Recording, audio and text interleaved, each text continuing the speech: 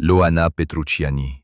Elle n'a pas seulement marqué l'histoire de la télévision française, elle en a changé la grammaire, le rythme, la violence, la proximité. Avec elle, la France a découvert qu'un anonymat pouvait devenir une légende en quelques jours et qu'une femme projetée au centre du regard collectif pouvait, en retour, être dévorée par ce même regard.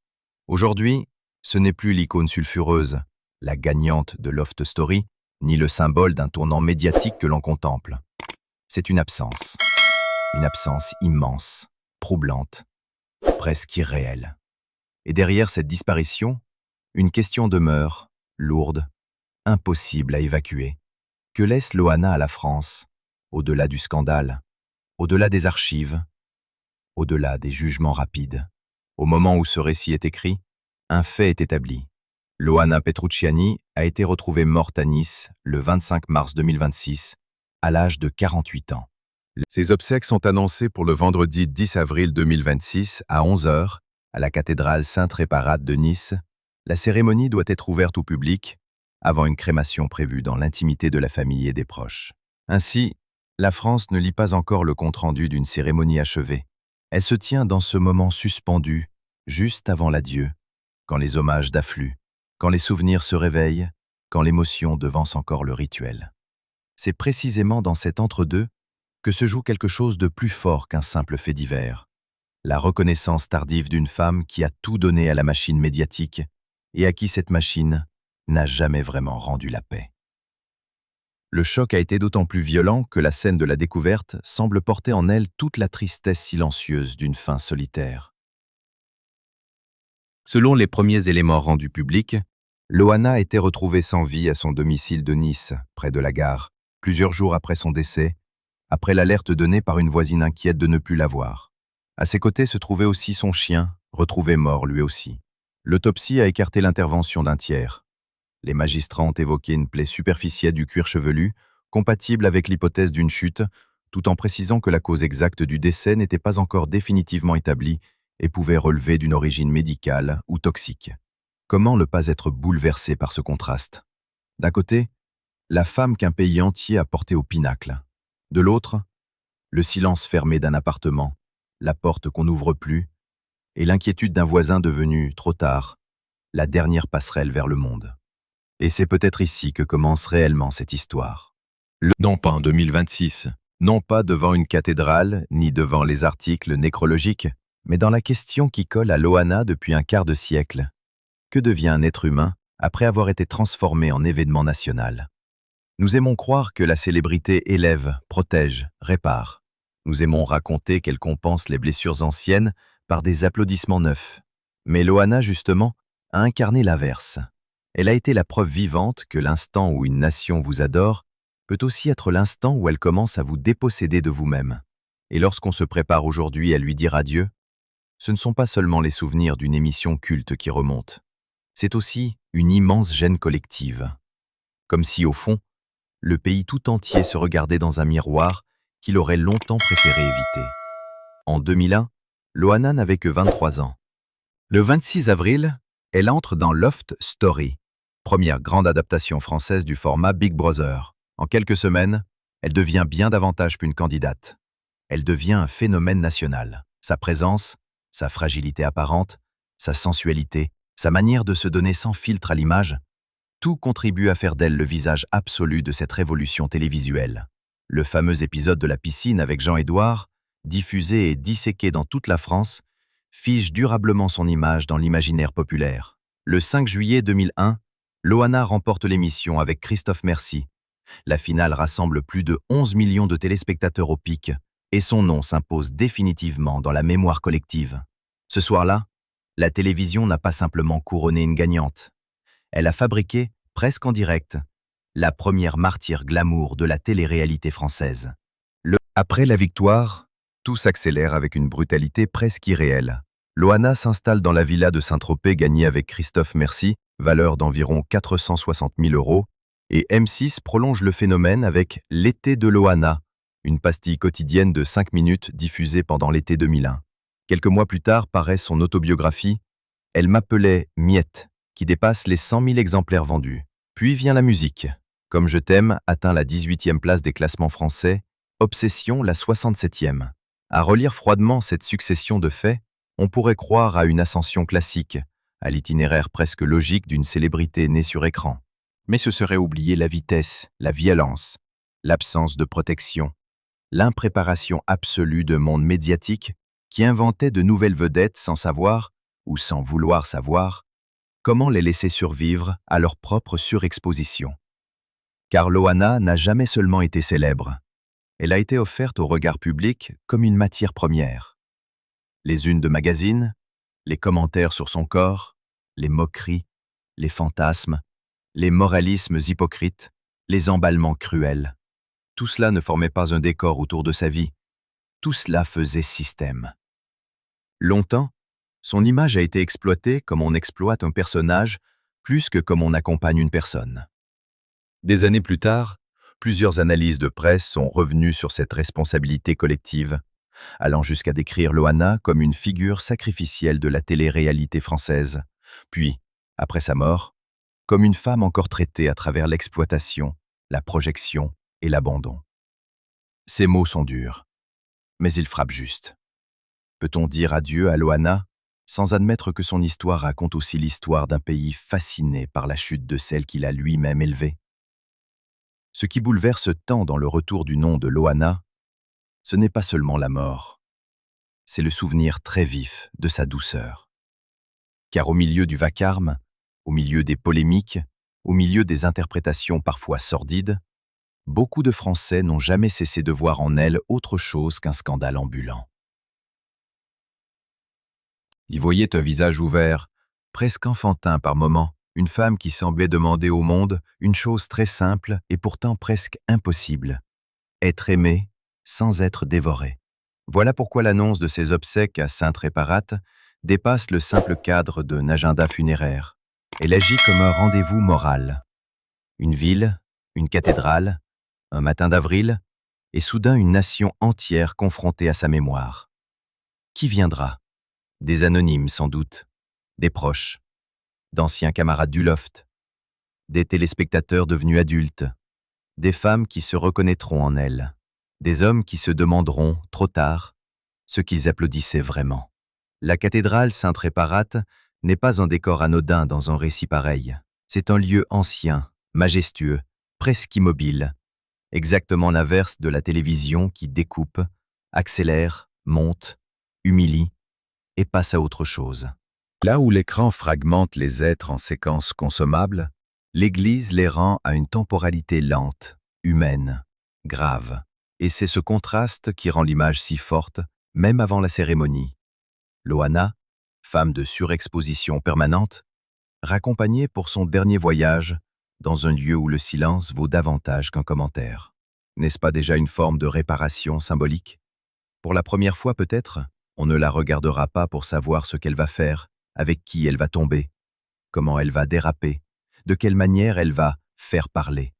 On la regardera pour ce qu'elle était au fond, un être blessé, traversé par l'époque, et finalement écrasé par elle. Ceux qui ont connu les débuts de la télé-réalité savent qu'en 2001, rien n'était encore vraiment nommé.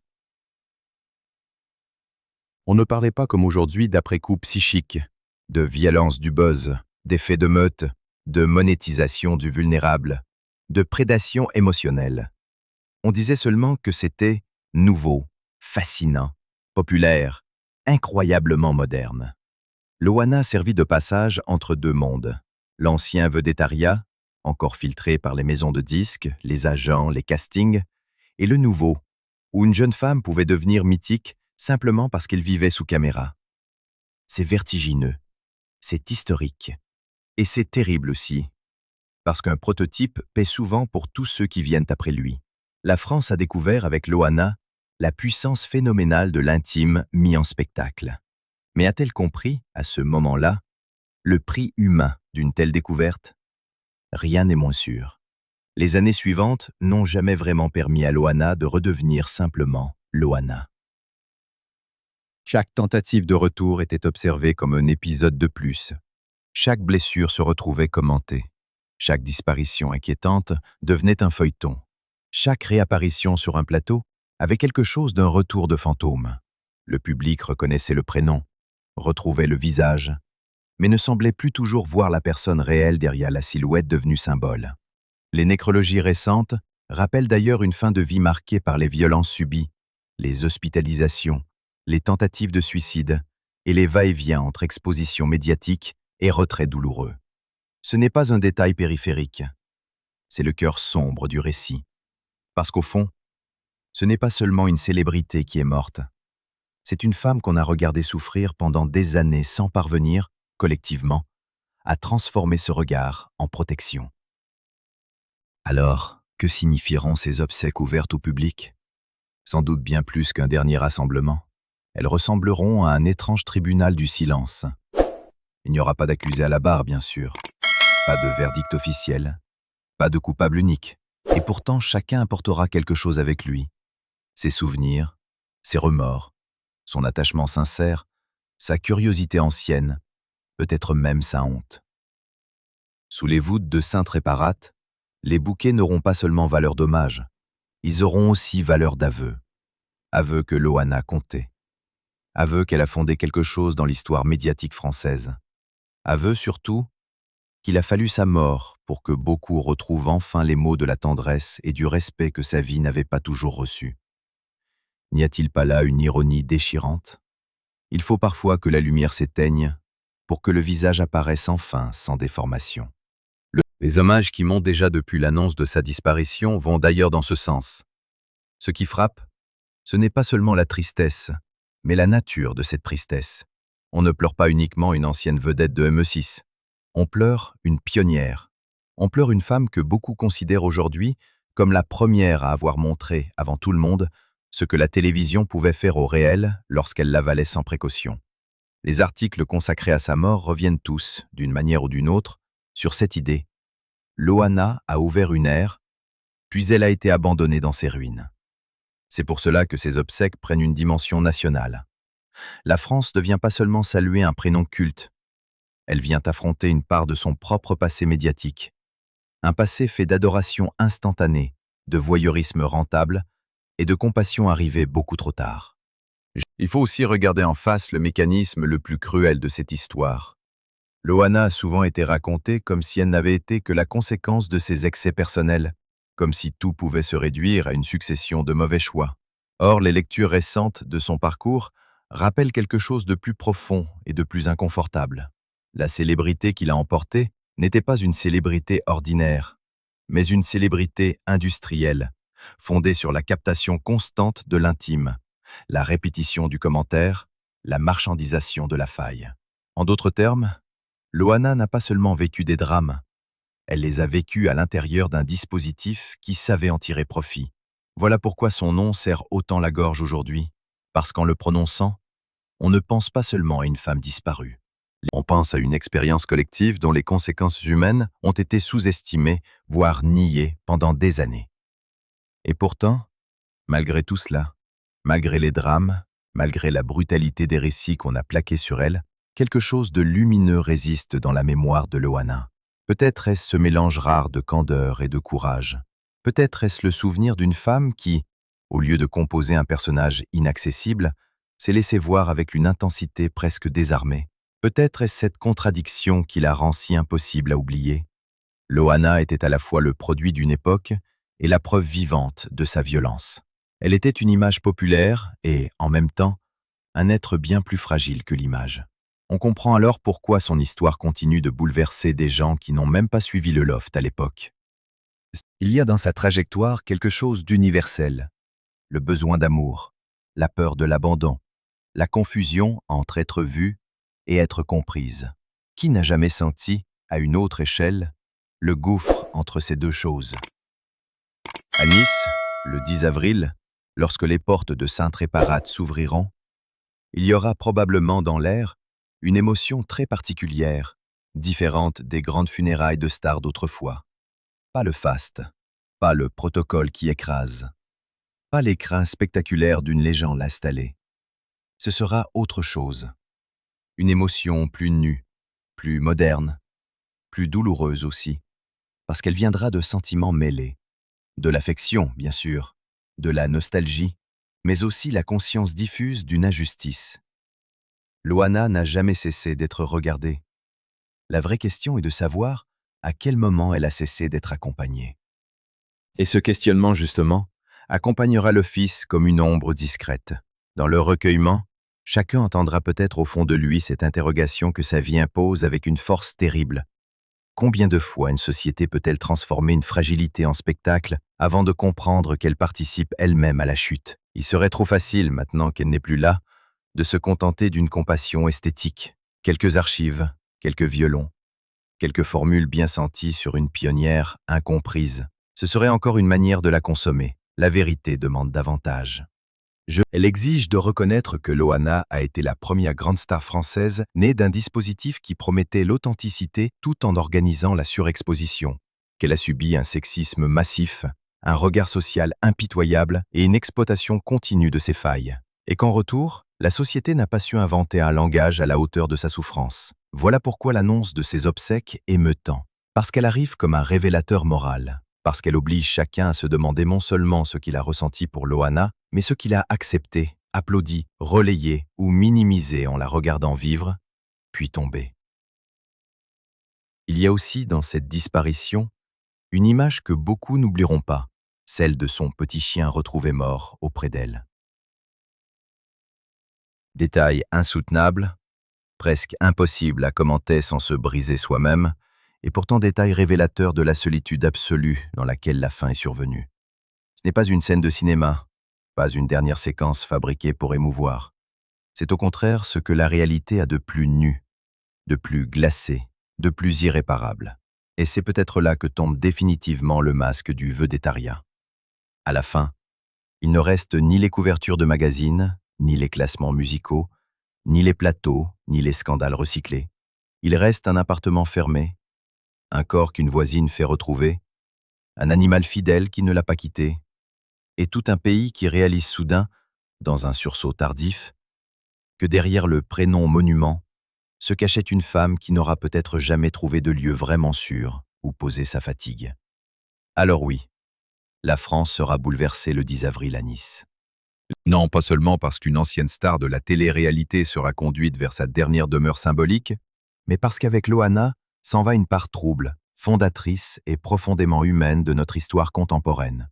Elle fut la première à entrer dans cette arène nouvelle, la première à en incarner le vertige, la première aussi à en payer si visiblement le prix. Ces obsèques annoncées à Sainte-Réparate ne marqueront pas seulement la fin d'une vie, elles marqueront aussi peut-être le moment où la France acceptera enfin de nommer ce qu'elle lui doit, ce qu'elle lui a pris et ce qu'elle n'a pas su lui offrir. Loana laisse derrière elle bien plus qu'un souvenir télévisuel. Elle laisse une blessure culturelle, une mémoire affective, une question que personne ne devrait esquiver. Après les projecteurs, après les rires, après les jugements, après le vacarme, reste ceci. Une femme que le pays a connue par cœur sans jamais la connaître assez. Et si le plus grand hommage à lui rendre consistait, enfin, à la regarder avec douceur, au lieu de la regarder pour se distraire. Si cette histoire vous bouleverse, dites-moi en commentaire ce que Loana représente pour vous aujourd'hui. Une pionnière, un symbole, un avertissement, ou peut-être tout cela à la fois. Et si vous souhaitez d'autres récits de ce genre, empreints d'émotion, d'enquête et de mémoire, pensez à aimer cette vidéo et à vous abonner pour ne rien manquer des prochaines histoires.